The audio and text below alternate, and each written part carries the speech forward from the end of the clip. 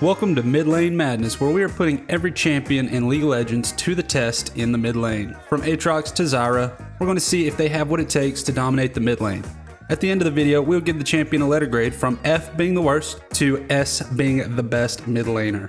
Disclaimer: I'm not a professional League player, nor do I claim to be. Most of these champions will be relatively new to me in the mid lane. My letter grades are not to be taken as fact, but merely my humble opinion. Thank you and enjoy the video.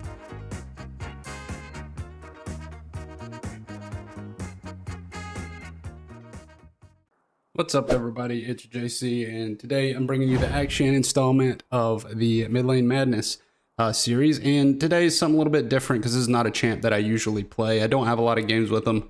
I tried this about 4 or 5 times, all with about the same amount of success. You know, didn't have the best games with him, but I wanted to bring it anyway since I am doing this series from A to Z. Don't want to skip out on him. So for our runes, we took Press the Attack, Presence of Mind, Alacrity, Coup de Grace, Bone Plating, and Shield Bash. And basically what we were looking to do in this early game is try and bully the Morgana. We have a lot more damage early on than she does with our PTA as well as our passive proc. So we were just looking to bully her a little bit on that. And we actually did a pretty good job. But for our build path, I looked it up, and the best build path for Akshan right now is actually a Yumu's Ghost Blade. Mythic and Stormrazor Rush first item. So Stormrazor into Berserkers into Yumas, and then like a Bloodthirster is good, Collector is also good. So that was kind of the thought process heading into this game. But I wanted your guys' opinion on this. So even on champs like Akshan that I'm not super comfortable with, I just wanted to play and give my thoughts because I'm a low elo player. I don't play in high elo. I'm not a professional. I just enjoy the game and enjoy making videos. Yeah, I just wanted to give my honest thoughts on Akshan in the mid lane. And I don't think that he is an overall good or low elo mid laner. I think he's more, once you have the macro down and you're past gold, once you get past gold and you have to get into more of those, you know, micro aspects of the game, I think he's a lot better. So just a heads up on that. That is my my opinion. But we'll go ahead and get into this game and we'll get started here. So we know we have more damage than Morgana here, so we know we can beat her. She does Aura, so we flash out of that. She ignites as well. We didn't. I'm looking at the shop right here, and this is something that I do, and it's a big mistake. Because we do get collapsed here on by the Kazakhs, and if we would have not looked at the shop and paid attention, we could at least got the kill back by autoing him.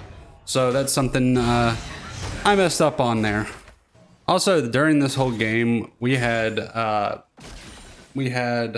Mundo was just tilting the whole time, saying it was jungle death and that it was the worst thing ever. So that was a lot of fun. So we see Morgana coming down. We know if we can get her to miss her stun, we can actually just beat her. So that's what we're trying to do here. We use our E to reposition ourselves. We charge up our R just enough to get enough damage for our Ignite to finish her, and we get our first kill of the game against the Morgana. You don't have to charge up your R all the way on Akshan. If you do, sometimes it can give them time to get under the tower. So we have Mr. Kazakhs there trying to get us. But what I was saying is, if you know your Ignite's going to have enough damage, you just let that happen. You use the R and recast it before they can get behind their turret, and you get your damage off and your Ignite can finish the kill. Pretty neat little trick there. So we're back in lane with this Morgana. We see that the Kazakhs is looking to gank us. Pretty confident in my damage that I could at least beat one of them, take one with me. So we do get hit with the Morgana root. We put a lot of damage off on her. Akshan does a lot of damage with his autos. We try to E out there. We flash the Morgana and we're able to get our R charged up.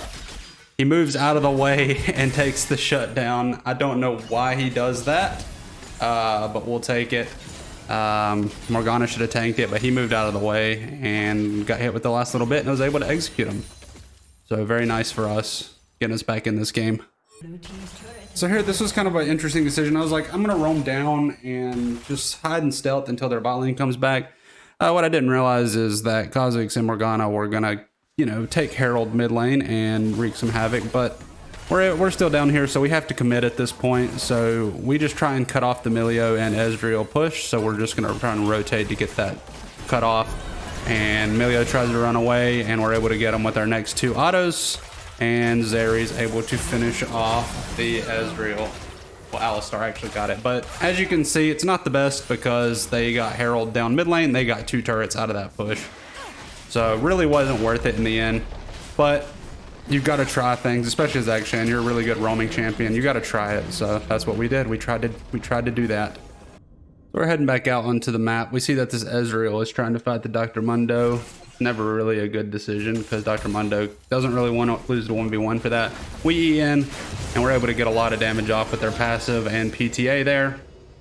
So we're able to take down the Ezreal and get ourselves a free kill. And at this point, we're sitting on a full Ghost Blade, Stormrazor, Berserkers, and we're working our way up to full build. There's some kind of action going on down here, so we're rotating down. Grazius is just getting absolutely blown up here. And this is a part where I don't play a lot of Akshan, so I'm not very familiar with a lot of the mechanics. But we are able to get the Kha'Zix. Unfortunately, Ezreal is right down there, is able to jump over the wall and take us out. But what we did there is everything was on cooldown. I could have just autoed that Kha'Zix again probably to kill him, but we did use our R and it works. So it got the job done, but probably not the most efficient way to do it. And we did die for it, so not the best. We see they're trying to get the dragon here, and there's not much we can do because we're dead, obviously. But Gragas did try and go in for the steal, so well played to him for that. He almost had it, but unfortunately not able to really pull it off.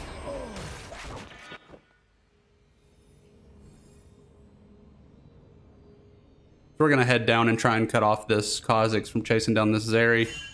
That was my thought process here, is if we can get there at least to get the Kha'Zix, and we're actually able to get the shutdown on him and revive our Gragas and Zeri, which is really nice.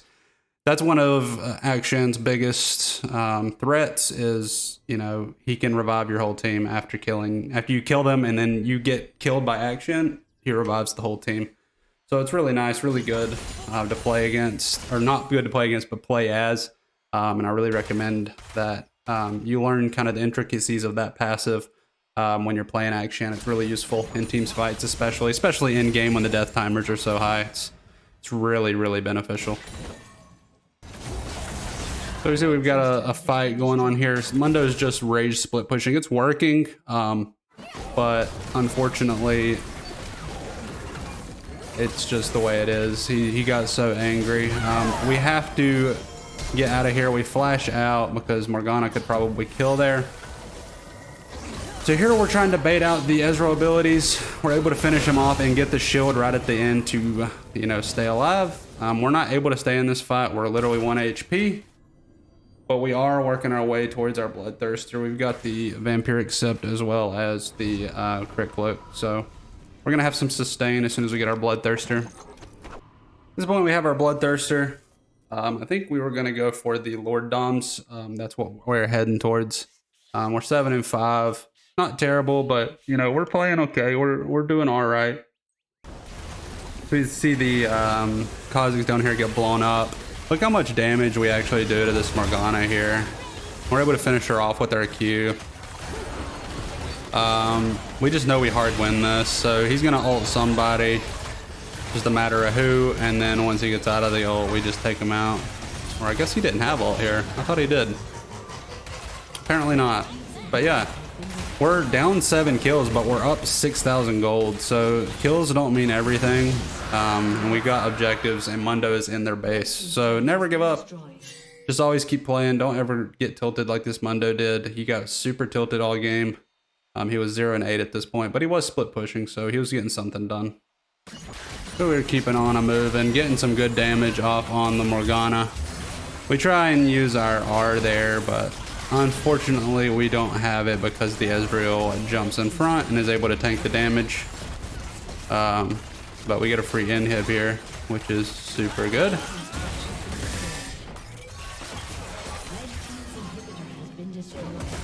And we also have this inhibitor too as well, so very nice for us.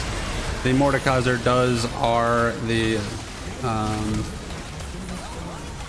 does not have R up, but we're able to get him here and take him down, and that's pretty much going to be the game.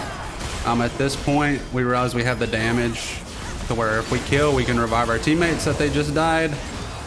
And we revive 3 of our teammates, take down an Ezreal with us. They only have 2 people up, and our whole team is alive and good to end the game, which is very good for us. So yeah, that's the best game I had out of my 4 or 5 game sample. I'll go ahead and put up the other games on the screen now of my previous attempts to show you they weren't very good.